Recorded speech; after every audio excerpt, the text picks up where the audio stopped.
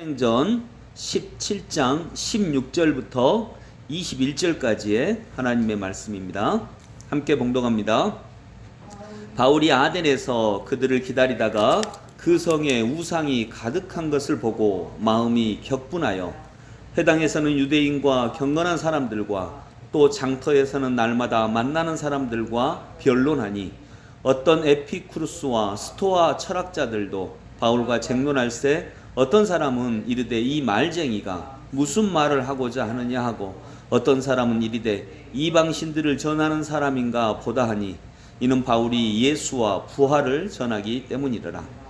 그를 붙들어 아레오바고로 가며 말하기를 내가 말하는 이 새로운 가르침이 무엇인지 우리가 알 수 있겠느냐. 내가 어떤 이상한 것을 우리 귀에 들려주니 그 무슨 뜻인지 알고자 하노라 하니 모든 아덴 사람과 거기서 나그네 된 외국인들이 가장 새로운 것을 말하고 듣는 것 이외에는 달리 시간을 쓰지 않음이더라. 아멘. 오늘 하나님께서 이 말씀을 통해서 우리에게 오늘 살아갈 힘과 은혜와 능력을 허락해 주시기를 원합니다.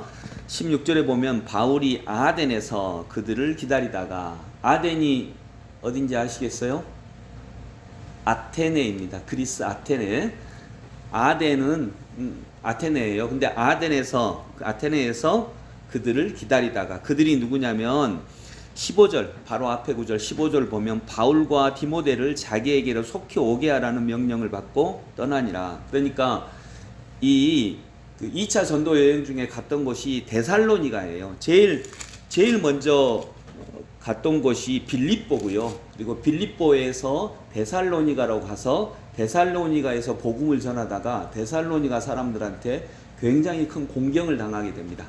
그래서 우리가 이전에 읽었던 겁니다. 데살로니가에서 전도하다가 이 사람들 천하를 어지럽게 하는 사람이다 라고 해서 끌어내서 거의 죽임을 당할 지경까지 이렇게 놓여 있다가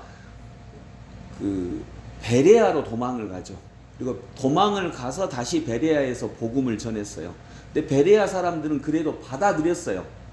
마음이 너그러워서 성경이 진짜 맞나 안 맞나 이렇게 반대하는 사람들도 성경을 상고하니라 하는 이 유명한 말씀이 베레아에서 나온 건데, 이 베레아에서 복음을 전한다고 하니까 이 데살로니가 사람들이 베레아까지 쫓아온 거예요. 80km 정도 떨어져 있거든요, 두 도시가. 근데 지금이야 차 타고 가면 가는데 그 당시에 이 데살로니가 사람들이 얼마나 화가 났었는지 베레아까지 쫓아와서 바울을 또 죽이려고 합니다. 그러니까 베레아에서 복음을 전하다가 얼른 다시 바울이 도망가요. 도망간 곳이 이제 아테네. 여기 성경은 아덴이라고 나온 그 당시에 그리스의 최고 도시죠. 아테네로 다시 도망갑니다. 그때 바울만 얼른 먼저 도망가고, 아마도 베레아 사람들이 복음을 잘 받아들이니까 바울이 핵심 인물이니까요. 바울만 아테네로 얼른 도망가고 같이 갔던 디모데하고 실라는 베레아에 남아가지고 좀 더 베레아 성도들과 이야기를 나누고 있었던 것 같아요. 그래서 빨리 오라고, 이제 아테네에서 복음을 전하니까 바울이 사람을 보내서 야 너희들 빨리 오라라고 지금 실라와 디모데를 아테네에서 기다리고 있는 이런 상황입니다. 그래서 바울이 아테네에서 그들을 기다리다가 그 성에 우상이 가득한 것을 보고 마음이 격분하여. 원래 바울은 아테네까지 갈 계획은 없었어요. 그런데 이렇게 바울의 계획이 실은 다 틀어지거든요. 나는 어디로 가야겠다 하는 계획이 틀어지는데, 이 틀어지는 것까지 하나님의 인도하심인 줄로 믿습니다. 그리고 데살로니가도 그렇게 반대를 했는데 또 데살로니가에도 나중에 복음이 어쨌든 전달이 되잖아요.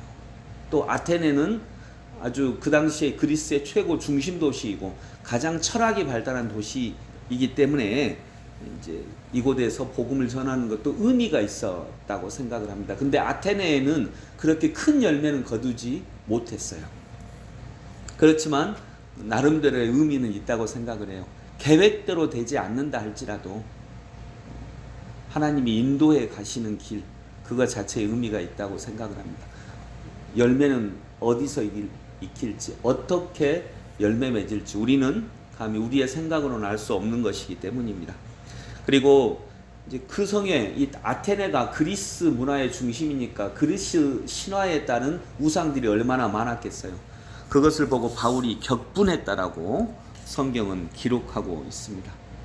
이 시대에 우상이 얼마나 많나요? 이 시대에도 그 우상에 우리들도, 그 비진리에 우리들도 격분할 수 있는 그런 마음이 있기를 원합니다. 여기서 굳이 격분이라고 하기보다는 뜨거운 마음이 일어나기를 원합니다.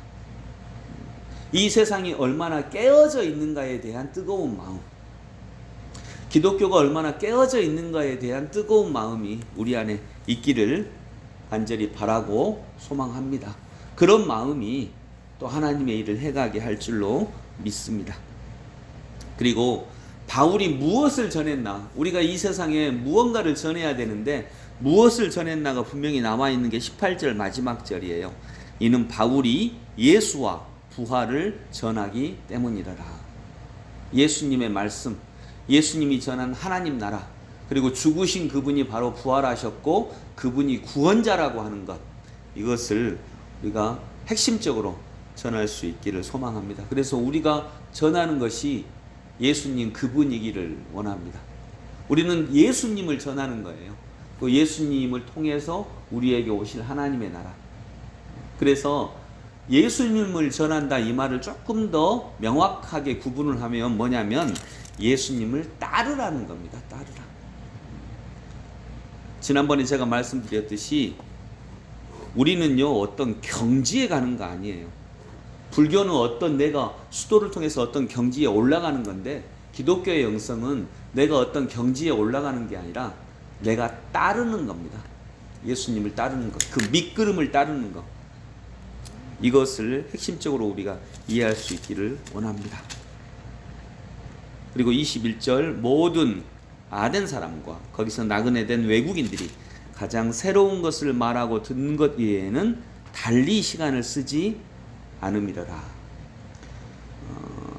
이 사람들은 새로운 신, 새로운 생각, 이런 것에 되게 관심이 많았어요. 왜냐하면 그 변론, 진리가 뭐냐, 아테네 사람들은, 그 당시의 철학자들은 진리가 뭐냐 이런 데 관심이 있는 게 아니고요, 어떻게 하면 말을 잘할까에 관심이 있었어요. 그래서 논리학도 발전했고, 그래야 돈이 되니까요. 그래서 항상 새로운 것, 새로운 논리, 이런 것에 되게 관심이 많았어요. 그래서 다른 거에는 시간을 쓰지 않았어요. 왜냐하면 그래야 돈이 되니까. 근데 바울이 내가 어리석은 자가 되어서 예수의 십자가 외에는 내가 전하지 않겠다, 이 말은 뭐냐면 바울 사도님이 전한 것은 그들이 보기에 어리석은 거였다라고 하는 거죠. 죽은 걸 왜 전하니? 고난받은 거, 약한 거, 이걸 왜 전하니? 근데 처음으로 그 당시에 사회에서 말하는 논리하고는 다르게 내용이 있었다는 거예요. 내용이 중요하지 않았어요. 이 시대 사람들은 내용보다는 그 논리적으로 아주 기상천외한 논리를 말을 해서 이게 돈벌이가 되는 게, 논쟁에서 이기는 게 중요했어요. 근데 바울은 달리 시간을 쓰지 않았다라고 했는데, 바울은 시간을 달리 쓴 사람이죠. 복음을 전하는데, 그 복음을 살아가는데 시간을 썼던 사람입니다. 저희들도 복음을 살아내는데 하나님의 귀한 시간을 쓸 수 있는 하나님의 백성들이 되시기를 소망합니다. 기도하겠습니다. 고맙고 감사하신 주님, 은혜를 감사합니다. 깨어진 세상에 저희들이 마음을 내고 이 깨어진 세상을 바라보는 안타까운 마음이 가득할 수 있도록 주님 도와주시고 역사하여 주옵소서. 이 세상이 얼마나 깨어졌는지에 대해서 정말 아프고 비통한 마음으로 세상에 전하고, 이 깨어진 세상을 다시 하나님의 나라로 온전하게 일해 가시는 예수님의 그 큰 흐름에 저희들이 조금이나마 동참하는 사람들 되게 하여 주옵소서. 그 당시 아테네 사람들은 새로운 논리에 시간을 많이 썼지만, 바울은 그 논리에만이 아니라 그 복음을 살아내는 데에 그 복음을 전하는 데에 시간을 썼습니다. 저희들도 그렇게 우리들의 시간을 주 예수 그리스도를 따르는 데에 쓸 수 있는 하나님의 사람들이 되게 하여 주옵소서. 예수 그리스도 이름으로 기도드립니다. 아멘.